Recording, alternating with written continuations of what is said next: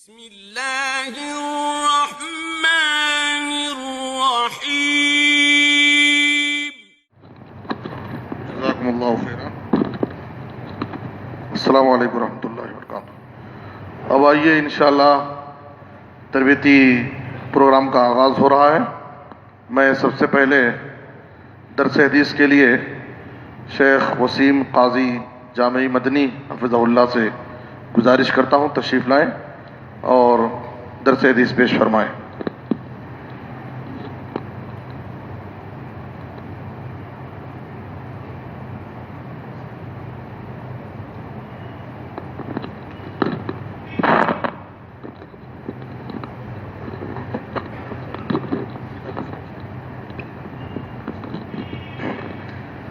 السلام علیکم ورحمۃ اللہ وبرکاتہ۔ حامدا ومصلیا اما بعد، عن ابی ہریرہ رضی اللہ عنہ قال قال رسول اللہ صلی اللہ علیہ وسلم سبعۃ یظلهم اللہ فی ظلہ یوم لا ظل الا ظلہ، امام عادل وشاب نشا فی عبادۃ اللہ ورجل قلبہ معلق بالمساجد۔ محترم علماء کرام اور عمائدین جماعت، اللہ کے فضل و کرم سے اس پروگرام کی ابتدا ہو چکی ہے۔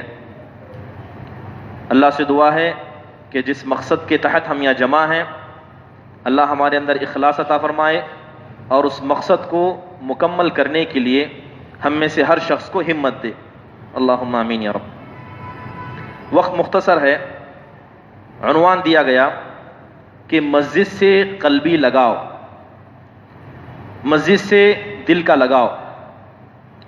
حدیث رسول میں نے پڑھی، نبی صلی اللہ علیہ وسلم فرماتے ہیں کہ 7 قسم کے خوش نصیب ایسے ہیں جنہیں قیامت کے دن سایہ دیا جائے گا، جبکہ ہر شخص اس وقت سائے کا محتاج اور ضرورت مند ہوگا۔ ان میں سے پہلا آدمی عادل بادشاہ ہے جو انصاف کرتا ہے۔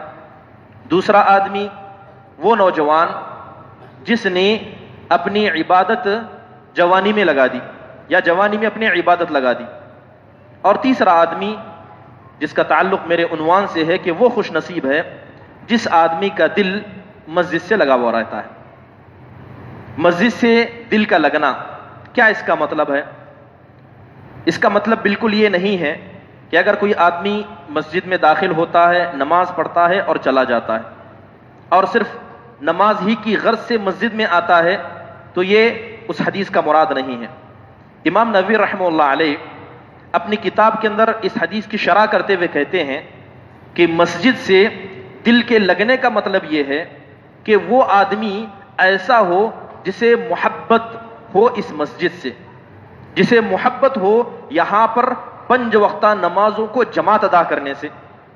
تو لہذا اگر کوئی آدمی مسجد سے دلی لگاؤ رکھتا ہے، مسجد سے محبت کرتا ہے اور اسی طرح یہاں 5 وقتہ نمازوں کو جماعت کے ساتھ ادا کرنے کو دل سے محبت کرتا ہے تو یہ حدیث کا مراد ہے۔ امام ابن حجر رحمہ اللہ علیہ نے اپنی کتاب کے اندر اس کی شرح کچھ یوں کی، جو لفظ اللہ کے نبی صلی اللہ علیہ وسلم نے فرمایا قلبہ معلق، کہ اس کا دل مسجد میں لٹکا رہتا ہے۔ مثال دیتے ہوئے کہتے ہیں کہ جس طرح گھروں کے باہر درختوں پر پہلے زمانے میں قندیل لٹکائی جاتی تھی، چراغ لٹکایا جاتا تھا، تو وہ چراغ درخت پر تو لٹکا ہوتا لیکن جب ہوائیں آتی تو اس قندیل کو کبھی دائیں کبھی بائیں لے جاتی اور وقت ضرورت لوگ اس قندیل کو نکال کر اس کا استعمال بھی کرتے۔ تو ابن حجر کہتے ہیں کہ جس طرح وہ قندیل اپنی جگہ پر تھی اور اس قندیل کو اس درخت سے جوڑ دیا گیا کہ یہ قندیل اس درخت کی ہے، اگرچہ ہوائیں اسے آگے پیچھے پھیریں اور وقت ضرورت اس کو نکال بھی دیا جائے، تو کہتے ہیں کہ ایک مومن جو مسجد میں آتا ضرور ہے، اگرچہ ضرورت کے لیے مسجد سے نکل جائے، رات میں اپنے گھر میں ہی سوئے، لیکن اس کا دل جب مسجد سے لگا رہتا ہے تو یہی وہ مقصود ہے جس کے بارے میں اللہ کے نبی صلی اللہ علیہ وسلم نے فرمایا کہ 7 خوش نصیب جن کو قیامت کے دن اللہ تبارک و تعالیٰ سایہ عطا کرے گا، ان میں سے وہ آدمی ہوگا اگرچہ اپنے گھر میں رہتا ہے، اپنے گھر میں سوتا ہے، لیکن اس کا دل اس نمازوں سے، اس مسجد سے لگا رہتا ہے۔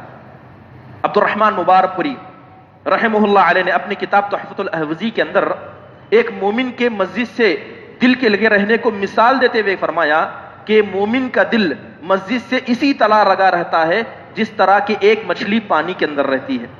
اگر مچھلی کو ایک مختصر وقت کے لیے پانی سے نکال دیا جائے اور دوبارہ پانی میں ڈال دیا جائے تو جس طرح وہ نہیں مرتی، اسی طرح ایک مومن کا حال ہے. وہ مومن جس کا دل اس مسجد سے لگا ہے، اگر ضرورت کے لیے باہر جائے تو جائے، لیکن اس کا دل ہمیشہ اس مسجد میں رہتا ہے. اور منافق آدمی کی مثال دیتے ہوئے فرمایا کہ منافق کا تعلق مسجد سے اسی طرح رہتا ہے جس طرح ایک پرندے کو قید کر کے قید خانے میں رکھ دیا گیا، دروازہ کھول دیا گیا اور موقع پا کر پرندہ فر ہو گیا. تو منافق آدمی کیا ہوتا ہے کہ مسجد کا پیچھے والا حصہ چنتا ہے. درس و تدریس چلتی ہے، مساجد کو چھوڑ کر بھاگ جاتے ہیں. تو لہذا یہ مثال ہے ان لوگوں کی جن لوگوں کے دل مسجد سے لگے رہتے ہیں. برادران اسلام، جہاں تک بات کریں کہ مسجد سے دل لگانے کا فائدہ کیا ہے، بہت سارے فائدے کتاب و سنت کے اندر بیان کیے گئے. پہلا فائدہ میں نے بتایا کہ قیامت کے دن ان کو سایہ نصیب ہوگا. دوسرا فائدہ ایسے لوگوں کو یہ نصیب ہوتا ہے کہ جو لوگ مسجد میں اس غرض سے آتے ہیں کہ یہاں پر اللہ کی عبادت کر سکیں، جو جتنے قدم انہوں نے اپنے گھر سے نکالے اور جتنے قدم دوبارہ لوٹ کر اپنے گھر کو جائیں گے، ہر قدم کے بدلے انہیں ثواب دیا جائے گا اور ہر قدم کے بدلے ان کے گناہوں کو معاف کیا جائے گا. اور فائدے سنیں. ایک حدیث کے اندر آتا ہے کہ آپ جانتے ہیں کہ ہم لوگ خوش ہوتے ہیں مگر کچھ ایسے کام ہیں اگر ہم ان کاموں کو کر لیں تو اللہ تبارک و تعالیٰ بھی خوش ہو جاتا ہے. انہی کاموں میں سے ایک کام کیا ہے کہ اگر کوئی بندہ مسجد میں آتا ہے، وضو کرتا ہے اور اچھے طریقے سے وضو کرتا ہے اور مسجد میں آ کر جماعت کے ساتھ نماز پڑھتا ہے تو اللہ تبارک و تعالیٰ بھی خوش ہوتا ہے. حدیث کے الفاظ ہیں کہ اللہ ویسے ہی خوش ہوتا ہے جس طرح کہ اگر کوئی آدمی اپنے گھر والوں سے ایک لمبے عرصے کے لیے دور ہو جائے اور لمبے عرصے کے بعد جب لوٹ کر گھر آئے تو جس طرح اس کے گھر والے اسے دیکھ کر خوش ہو جاتے ہیں، حشاش و بشاش ہو جاتے ہیں، ویسے اللہ تبارک و تعالیٰ ان بندوں سے خوش ہوتا ہے جو مسجدوں کے اندر آتے ہیں اور مسجدوں کے اندر رواد بن کر رہ جاتے ہیں. اور فائدے سنیں کہ لوگ مہمان نوازی کرنا پسند کرتے ہیں. لوگ چاہتے ہیں کہ لوگ ان کی مہمان نوازی کریں. اللہ تبارک و تعالیٰ سے بڑھ کر مہمان نواز کون ہوگا؟ اور اللہ قیامت کے دن جنت میں ان لوگوں کی مہمان نوازی کرے گا جن لوگوں نے اس مسجد سے اپنے دل کو لگایا. حدیث کے اندر آتا ہے، آپ علیہ الصلوۃ والسلام فرماتے ہیں کہ من غدا الی المساجد وراح، کہ جو آدمی مسجد کو صبح جاتا ہے شام آتا ہے، صبح اور شام مسجد میں اس کا آنا جانا لگا رہتا ہے، تو اللہ تبارک و تعالیٰ نے ایسے لوگوں کے لیے جنت میں مہمان نوازی کا انتظام کیا. جب صبح آیا اس کی مہمان نوازی تیار کی گئی، جب شام میں یہاں سے گیا اس کے لیے مہمان نوازی تیار کی گئی. تو یہ نعمت جو جنت کے اندر دی جا رہی ہے یہ عام نعمتوں سے بڑھ کر رہتی ہے. یہ کن کے لیے ہے؟ ان لوگوں کے لیے ہے جن کا دل اس مسجدوں سے لگا رہتا ہے. اور فائدے سنیں. ہم حفاظت کی ذمہ داری چاہتے ہیں کہ کوئی ہماری حفاظت کرے. آج لوگ اپنی حفاظت کے لیے یا LIC میں جاتے ہیں، اپنے حفاظت کے لیے ہزاروں قسم کی تدبیریں استعمال کرتے ہیں، لیکن کوئی آدمی ہمارے ثواب کی گارنٹی نہیں دے سکتا. آپ نے جو نماز ابھی پڑھی، کیا کوئی آدمی یقین سے کہہ سکتا ہے کہ اس کی نماز اللہ کے یہاں محفوظ ہے یا ضائع ہو گئی؟ مگر اللہ تبارک و تعالیٰ کچھ ایسے خوش نصیب ہیں جن کے ثواب کی ذمہ داری اللہ لیتا ہے کہ اللہ ان کو مکمل ثواب دے گا، اللہ ان کے ثواب کو برباد نہیں کرے گا، اور جو وعدہ اللہ نے قیامت کے دن ان لوگوں کے لیے کیا اللہ اس وعدے کو پورا کرے گا. حدیث کے اندر آتا ہے 3 قسم کے خوش نصیب ہیں. ثلاثۃ، اللہ کے نبی کہتے ہیں کہ ثلاثۃ، کہ 3 قسم کے لوگ ایسے ہیں ضامن علی اللہ، جن کی ضمانت اللہ نے لی ہے. سب سے پہلا آدمی، اور ان خوش نصیبوں کی تعریف کرتے ہوئے کہا کہ وَإِنْ عَاشَ رُزِقَ وَكُفِي، یہ 3 قسم کے خوش نصیب ایسے ہیں کہ اگر زمین میں رہتے بھی ہیں تو اللہ ان کے رزق کی ذمہ داری لیتا ہے اور کافی ہونے والا رزق دیتا ہے. وَإِنْ مَاتَ دَخَلَ الْجَنَّةَ، اگر دنیا سے چلا جاتا ہے تو جنت میں جاتا ہے. سب سے پہلا آدمی رَجُلٌ يَدْخُلُ بَيْتُهُ وَيُسَلِّمُ، سب سے پہلا خوش نصیب وہ آدمی جب اپنے گھر میں داخل ہوتا ہے تو سلام کرتا ہے. گھر میں داخل ہوتا ہے تو سلام کرتا ہے، یہ ان خوش نصیبوں میں سے ہوتا ہے. اللہ کے نبی نے حضرت انس بن مالک سے کہا تھا، اے میرے بچے جب بھی گھر میں داخل ہونا تو سلام کرنا، کیونکہ گھر میں داخل ہوتے وقت سلام کرنا یہ تمہارے لیے اور اہل خانہ کے لیے برکت کی بات ہے. دوسرا آدمی جس کی ضمانت اللہ تبارک و تعالیٰ لیتے ہیں، جس کی ضمانت اور اس کے ثواب کی ذمہ داری اللہ لیتے ہیں، وہ خوش نصیب ہوتا ہے جو مسجد کی طرف آتا اور جاتا رہتا ہے، 5 وقتہ نمازوں کو مسجد میں ادا کرتا ہے اور مسجد کو آنا جانا اس کی عام عادتوں میں شامل ہوتا ہے۔ تو ایسے آدمی کے ثواب کو اللہ ضائع نہیں کرتا، اس کے ثواب کو اللہ محفوظ رکھتا ہے، اور جو وعدہ اللہ نے قیامت کے دن ان مسجد والوں کے لیے کیا، اس وعدے کو بھی اللہ پورا فرمائے گا۔ اور ایک فضیلت، اسی طرح آپ جانتے ہیں کہ ہمارا بچہ یا ہمارے گھر کا کوئی فرد اچھا کام کرتا ہے تو ہم ہمارے خوشی کے فخر محسوس کرتے ہیں، اسی طرح اللہ تبارک و تعالیٰ فخر محسوس کرتا ہے۔ کن سے؟ ان بندوں سے اللہ فخر محسوس کرتا ہے جو لوگ ان مساجد کو آ کر تعمیر کرتے ہیں، ان مساجد کو اللہ کا گھر سمجھ کر ہمہ وقت ان مسجدوں میں لگے رہتے ہیں اور اپنے دل کو ان مسجدوں سے جوڑ دیتے ہیں۔ حدیث کے اندر آتا ہے، اللہ کے نبی صلی اللہ علیہ وسلم فرماتے ہیں کہ ایک مرتبہ آپ نے نماز پڑھائی، گھر میں داخل ہو گئے تو جو لوگ مسجد میں باقی تھے چند باقی رہے، باقی سب گھر کے لیے چلے گئے۔ نبی صلی اللہ علیہ وسلم دوڑتے ہوئے مسجد میں داخل ہوئے، یہاں تک کہ آپ علیہ الصلوۃ والسلام کے چہرے پر خوشی ظاہر تھی۔ آپ علیہ الصلوۃ والسلام نے کہا، ابشروا ان ھذا ربکم فتح بابا من ابواب السماء، خوش ہو جاؤ کہ ابھی تمہارے پروردگار نے آسمان کے دروازوں میں سے ایک دروازہ کھول دیا ہے۔ یباہی بکم الملائکہ، اور جو مسجد میں نماز کے بعد بھی آنے والی نماز کا انتظار کرتے ہوئے بیٹھے ہیں، اللہ تمہاری تعریف فرشتوں کے سامنے کر رہا ہے اور فخر محسوس کر رہا ہے اور کہہ رہا ہے، انظروا الی عبادی قد ادوا فریضۃ وهم ينتظرون الاخرى، کہ دیکھو یہ میرے بندے ہیں، یہ میرے حقیقی بندے ہیں جنہوں نے ایک فرض کو ادا کیا اور آئندہ فرض کی تیاری میں لوگ لگے ہوئے ہیں۔ تو اللہ تبارک و تعالیٰ فخر محسوس کرتا ہے ایسے بندوں سے۔ اور بہت ساری فضیلتیں ہیں، ایک اہم فضیلت بتا کر بات کو آگے بڑھاؤں گا کہ آپ جانتے ہیں کہ ہم مسجد میں آتے ہیں، بہت سارے لوگوں سے کوتاہی ہو جاتی ہے، تکبیر تحریمہ چھوٹ جاتی ہے، اور بہت سارے لوگ ایسے ہوتے ہیں کہ نماز کا وقت جانتے ہیں، اگر جماعت کا وقت چلا جائے تو گھروں میں ہی نماز پڑھ لیتے، مسجد کو آنے کی زحمت گوارا نہیں کرتے۔ ایسے لوگوں کے لیے حدیث بالکل صحیح ہے۔ ابو داؤد شریف کی حدیث کے اندر آتا ہے کہ نبی صلی اللہ علیہ وسلم فرماتے ہیں کہ جب ایک بندہ اپنے گھر سے وضو کر کے اس نیت سے نکلتا ہے کہ مسجد میں آ کر جماعت کے ساتھ نماز پڑھے گا، لیکن مسجد میں داخل ہوتا ہے تو کیا دیکھتا ہے کہ نماز ختم ہو چکی ہے، نماز ختم ہو چکی ہے، اس کے بعد وہ آدمی اپنی نماز کو تنہا ادا کرتا ہے، اللہ کے نبی فرماتے ہیں اعطا اللہ مثل اجر من صلاها وحضرها، تو ایسے آدمی کو جس نے جماعت کی نیت کی اور مسجد میں آ کر جماعت ختم ہونے کے بعد تنہا نماز ادا کی، اللہ اسے اتنا ہی مکمل ثواب دیتا ہے گویا کہ اس آدمی نے جماعت کے ساتھ نماز ادا کی۔ تو یہ سارے ثواب کن لوگوں کو دیے جاتے ہیں؟ جن کے دل اس مسجد سے لگ کر رہتے ہیں۔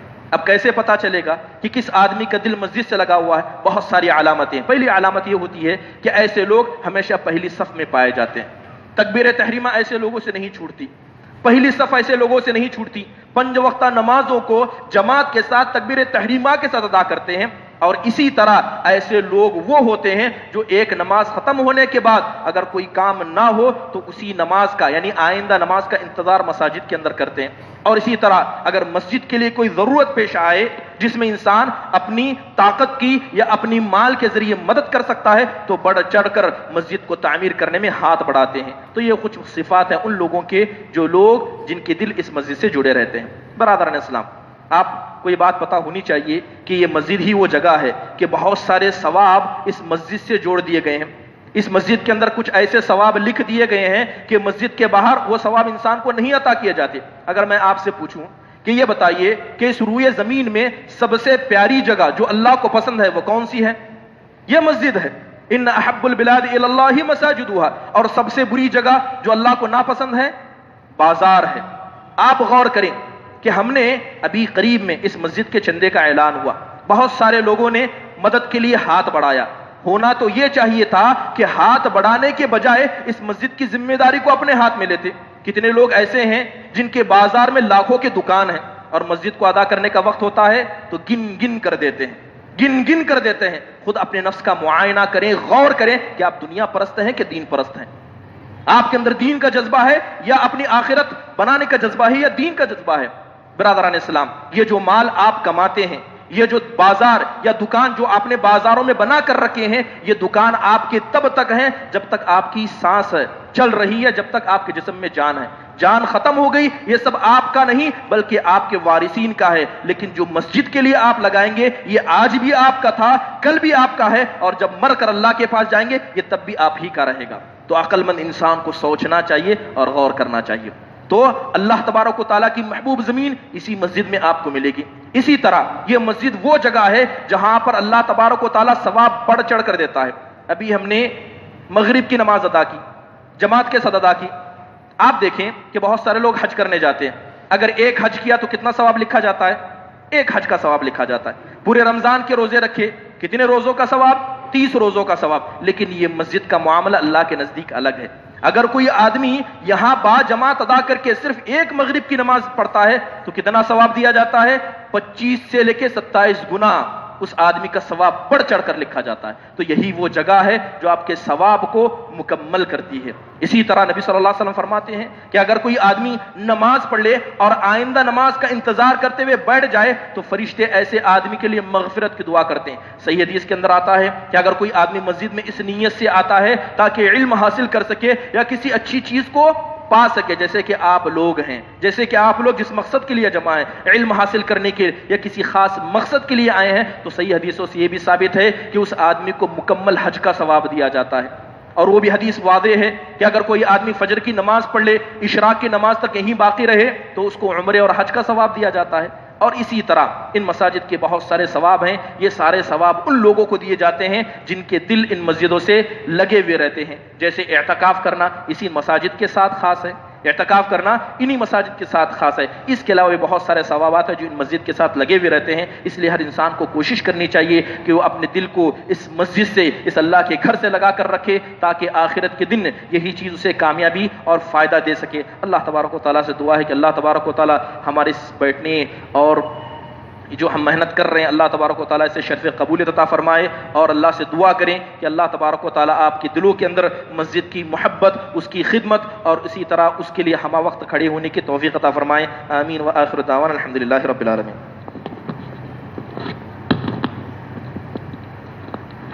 جزاکم اللہ.